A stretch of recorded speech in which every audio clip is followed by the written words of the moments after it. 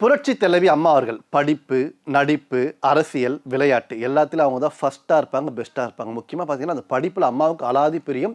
இதோடு மட்டும் இல்லாமல் விளையாட்டுன்னு வரும்போது அம்மாவுக்கு அந்த கிரிக்கெட்டில் அவ்வளோ பிரியம். ஆரம்ப காலகட்டத்தில் பார்த்தீங்கன்னா சென்னையில் புரட்சி தலைவி அம்மா அவர்கள், சந்தியா அம்மா 2 பேரும் சவுத் போக் சாலையில் இருந்திருக்காங்க, ஒரு மாடி வீட்டில். அதன் பிற்பாடு டி நகரில் சிவஞானம் சாலையில் அங்கே இருந்திருக்காங்க. அதன் பிற்பாடு தான் சென்னையில் போயஸ் கார்டன் வந்திருக்காங்க. அம்மா அவங்க தலைவரை முதலாக பாக்தா திருடன் படத்தில் பார்க்குறாங்க. அம்மாவுக்கு எல்லையில்லா மகிழ்ச்சி. ஆனால் அவங்களுக்கு தெரியாது 1100 படத்தில் தலைவர் தான் நடிக்க போகிறேன்னு. அந்த படம் மிகப்பெரிய வெற்றி. பட்டிக்காட்டு பொன்னையா, இந்த படம் மிகப்பெரிய வெற்றி. முத்தையா பொன்னையா 2 கதாபாத்திரம். அதில் தலைவர் மாதிரியே இன்னொரு டூப் வேஷம் போடுறது யாருன்னா மரியாதைக்குரிய KP ராமகிருஷ்ண சார். அந்த படத்தில் அம்மா கிட்ட பேசும்போது அம்மா அவங்க எப்போ பார்த்தீங்கன்னா மற்றவங்ககிட்டலாம் பேசும்போது ஒரு அண்ணன் தங்கை மாதிரி தான் பேசுவாங்களாம்.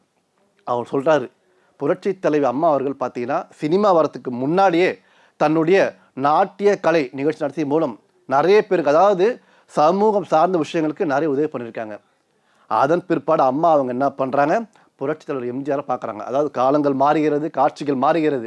அந்த பட்டிக்காட்டு பொன்னையாக்கு அப்புறம் தலைவரை பார்க்குறாங்க.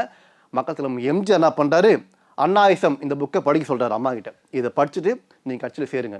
அம்மா படிக்கிறாங்க. மறுநாள் திருப்பி தலைவர் பார்க்க போகிறாங்க.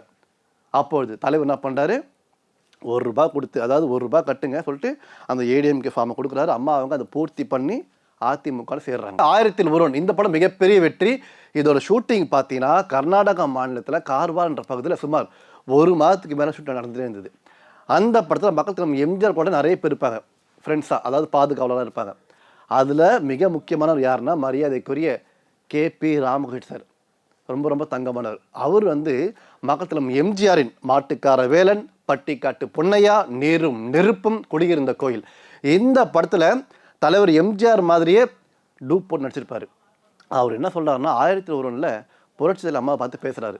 ஒரு சகோதரி கிட்ட பேசுகிற மாதிரி அவருக்கு அன்பு பாசம் அதிகமாக இருந்தது. அம்மாவும் பார்த்தீங்கன்னா அவரை சகோதரர் மாதிரி தான் பார்ப்பாங்களாம். அவர் வாழ்க்கையில் மறக்கவே முடியாதான். முக்கியமாக பட்டிக்காட்டு பொன்னையா இந்த படத்தில் மக்கள் தலைவர் எம்ஜிஆர் டபுள் ரோல்.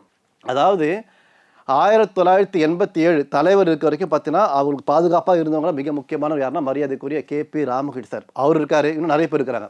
அம்மா அவங்க பொதுக்கூட்டத்துக்கு போகும்போது மக்கள் கூட்டம் அலைமோதும், தெளிவாக பேசுவாங்க. தலைவர் மறைந்து போய் விடுகிறார்.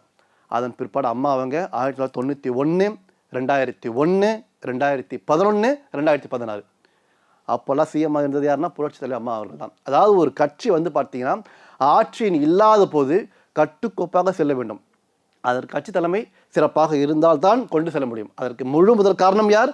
புரட்சி தலைவி அம்மா அவர்கள். முடியாது என்ற வார்த்தையை தமிழ் இலக்கண அதில் தூக்கி எறிந்து முடியும் என்ற வார்த்தைக்கு என்றுமே தொடர்புள்ளி வைத்து அதில் வெற்றி வாக சூடியவர்கள் தான் நம் இதய தெய்வம் புரட்சி தலைவர் எம்ஜிஆர் ஐயா அவர்களும், நம் மனித தெய்வம் புரட்சி தலைவி அம்மா அவர்களும். இவர்களை என்றென்றும் மனதார போற்றும் கோரிக்கொண்டு விடைபெறுகிறேன். நேர்களை காத்திருங்க, சந்திப்போம் மீண்டும் நாளை மதியம் 1 மணிக்கு இதே நிகழ்ச்சியில்.